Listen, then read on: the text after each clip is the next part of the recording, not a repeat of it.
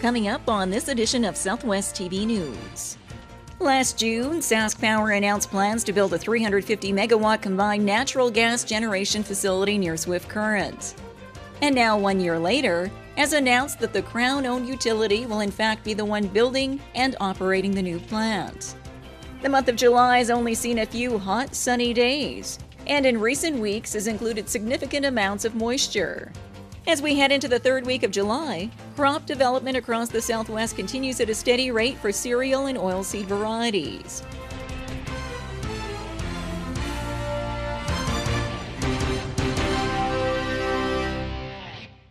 Thanks for joining us here today. SaskPower is set to build a new combined natural gas facility near Swift Current. We find out more in today's top story. Last June, SaskPower announced plans to build a 350 megawatt combined natural gas generation facility near Swift Current.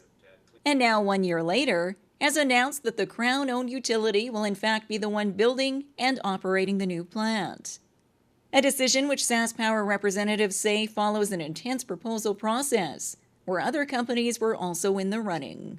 Just want to add that the process was led by CIC. It wasn't led by SaskPower because we wanted to be seen to be submitting a fair and impartial bid into the process. And we're very, very happy with the outcome, and we believe this is going to be a great project. It will have one gas turbine and one steam turbine, and that combination will result in the lowest possible emissions and the highest efficiency for fuel conversion really in the gas industry today. And with the project's builder and operator now in place, work will begin in the coming months on the actual construction of the facility, set at under $700 million.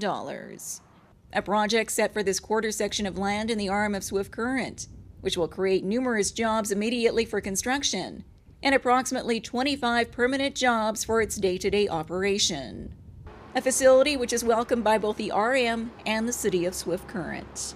Oh yeah, the project is good. I'm happy to have it in the community. I mean, for the jobs, the build jobs will be there, and the jobs after when it's completed to operate it. So yeah, it's good for the community. But no, the RM doesn't benefit. Seeing as SaskPower is a Crown corporation, they don't pay taxes.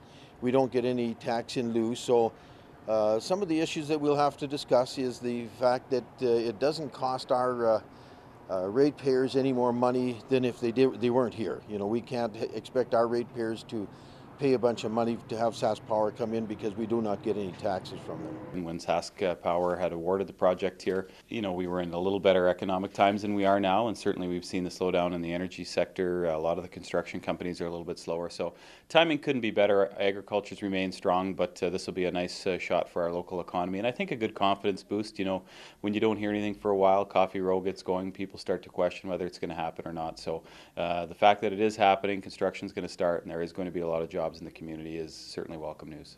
And if construction timelines fall into place as anticipated, the combined natural gas generation facility will be fully operational by the fall of 2019. That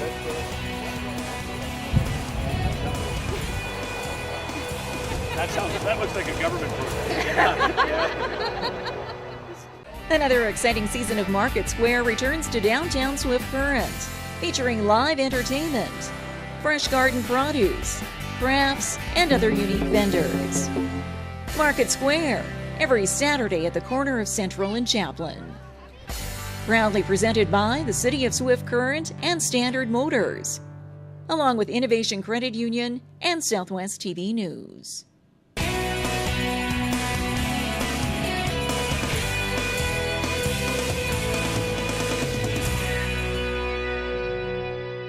The month of July has seen more moisture than normal here in southwest Saskatchewan, with forecasters now calling for a return to drier weather. The month of July has only seen a few hot, sunny days, and in recent weeks has included significant amounts of moisture. Rainfall amounts, which Environment Canada indicates are setting records for southwest Saskatchewan. I mean, are you building the ark out there? I mean, that's the question. It has been one of the wettest growing seasons on record. So when you look at from May the 1st until this date in July, the precipitation has been more than double what you normally would get, and it's not, I mean, it's a record in the sense that daily records, but if we looked at the records back for stations that have been open since the 1930s, this has been certainly the second wettest May, June, and July on record. And my gosh, we still have half a month to go, so stay tuned. It may very well break the record, but clearly when you look at it, nearly 300 millimeters of rain have fallen in 3 months. And now going forward, Phillips says the remainder of the summer appears to be hot and dry. Finally, I think when we think about the kind of summer weather that people describe in southwestern Saskatchewan, that is, warm days and dry and lots of sunshine, well, it's about to arrive on you. I think it's been, average warmer than normal, at least May and June, and that's helped agriculture. But I really think the models seem to suggest, the American models, I've looked at the Canadian models too, they all seem to suggest that from mid-July to August, right through to early September and beyond, we think the conditions seem to favor a warmer than normal. Precipitation's always difficult to get. We don't really have good models to tell us what the precipitation is going to be. The short-term forecast for southwest Saskatchewan is calling for sunshine and temperatures near the 30-degree range.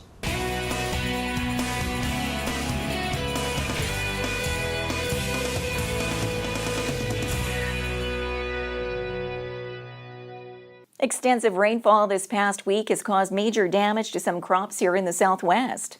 We find out more in this report. As we head into the third week of July, crop development across the southwest continues at a steady rate for cereal and oilseed varieties. However, following last week's extensive rainfall, where many areas of the southwest received upwards of 50 millimeters of rain in a short period of time, some crop damage is being reported.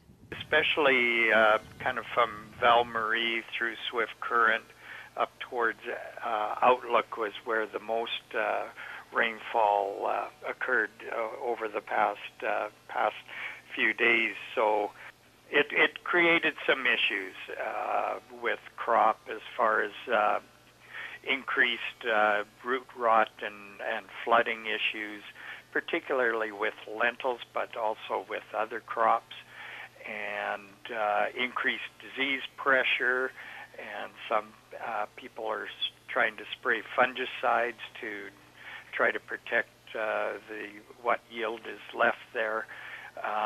But that's a bit of a challenge as far as trying to penetrate thick crop canopies. And the extra rain is also affecting the haying process in many areas of the southwest. The concern with hay is being able to get out into the hay fields, which some of those may be flooded, in especially the lowland. Any hay that is being cut, the quality is downgraded a lot because of heavy rains. Where they receive lighter rains, not as big of an issue, but in the localized areas that got the heavy rains, the quality will be going down.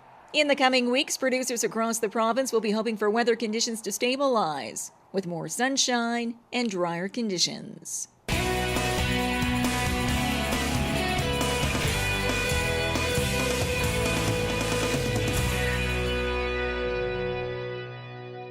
Well, this brings to a close another episode of Southwest TV News, reporting the stories that matter to you. We always welcome your news tips. You can always reach us here by phone at our studio or by email to contact us at southwesttvnews.com. Also, be sure to join us daily online for the latest news from across Southwest Saskatchewan and so much more at southwestvnews.com. And be sure to follow us on a range of social media. Thanks for joining us here today. I'm Carol Andrews.